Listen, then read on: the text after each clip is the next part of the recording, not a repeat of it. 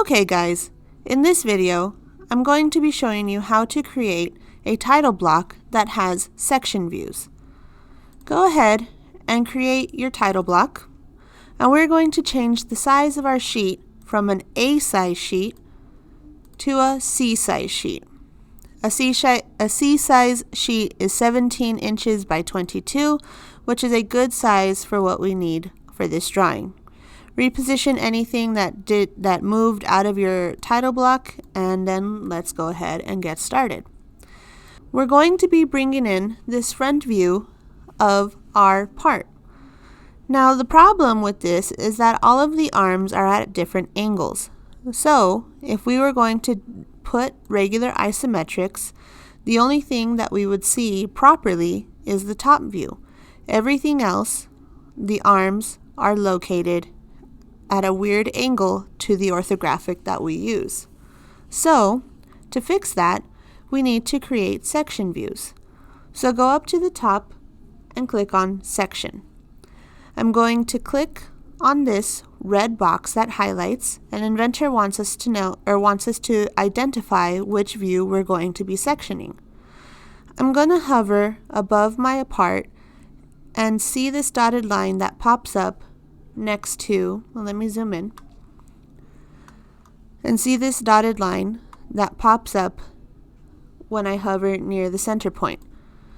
When you are ready, go ahead and go through the center point of that first hub, click towards the center, click, and then I am going to extend past or through the center of the hub on the bottom. I'm going to click and then right click and say continue. Now this dialog box pops up, and it's going to ask us for a bunch of different information. Well, we want to do an aligned section, so I'm just going to move my section to where it would best look. So I'm just going to zoom out a little bit, move my section view straight down, and yes, it does match that front view, but as you know, with section views, it makes everything appear as if it's on the same line or on the same plane. So this is our original view, but this is at an angle. But when we section it, yes, we did turn at an angle, but now everything is flat and we can easily dimension everything that we need to. So this is going to be labeled section AA, and if you look up here, section AA is this one. From A to A, that is what we're sectioning. Okay. Once you have that, we're going to create a new section. So I'm just going to click up here on section, and I want to put a section on this view right here. Now I'm just going to create a section view that goes straight through this part, and as you can see, it wants to make the line it wants to make the line perpendicular to this line, but we don't want that, so I have to extend past the part so that way I get a parallel line to our hub.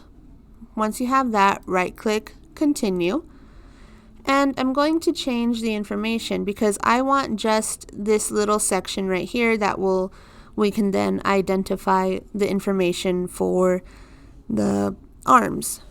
So instead of doing a full section where it shows everything, I'm going to change my section depth to a distance, and that way it only cuts just a section of it out, and I'm going to move it straight out this way and click.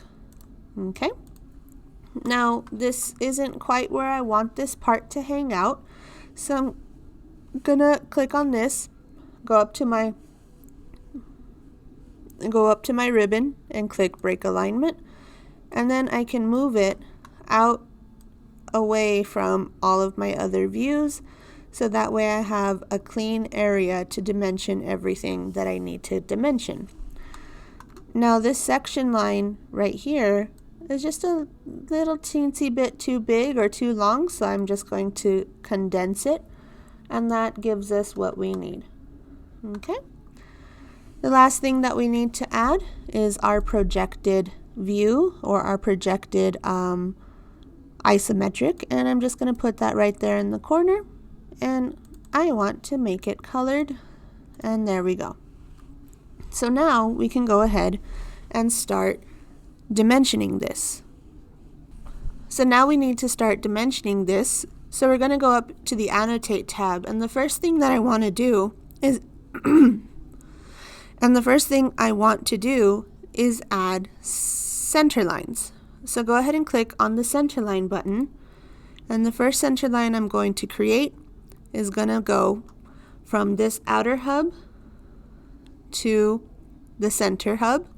Right click, create, and then just work our way around from hub, center, outer hub to center hub, create, and create. Okay, there's a lot of stuff going on right here, and that's okay. We're going to make this work. So go ahead and right click, cancel. So I'm just going to click on the different lines, these short lines of our center lines that we created.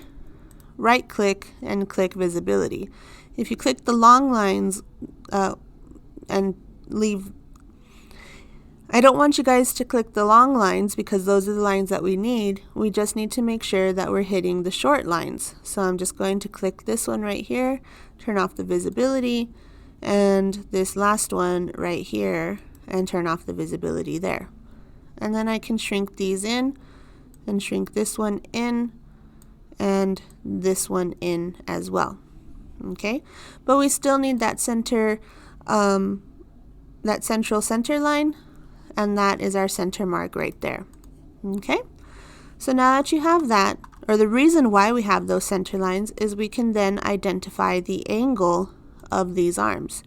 This first angle is going to be 165, and the second angle should be 150, but for whatever reason it's coming out at 120, and that's fine. I know that we drew it correctly in our drawing, so I have no idea why it's coming out at 120. And then we can go ahead and continue. Okay. We also need to add some center line bisectors to show the center lines of these arms, because you do need to dimension to those arms. I'm going to click on this top line and this top line, and it creates a center line down the middle. And I'm going to create a center line here and here. And that's pretty much all I can do. That gives us the correct information. If you want, you can also create the center lines there, or for this arm right here. I don't think you can create a center line bisector for this one because, well, it's curved. Okay, so next we're going to go ahead and add the dimensions that you guys see down in the corner, and it's just a bunch of typing. So I'm just going to create a text box, and I'm going to type in what it says.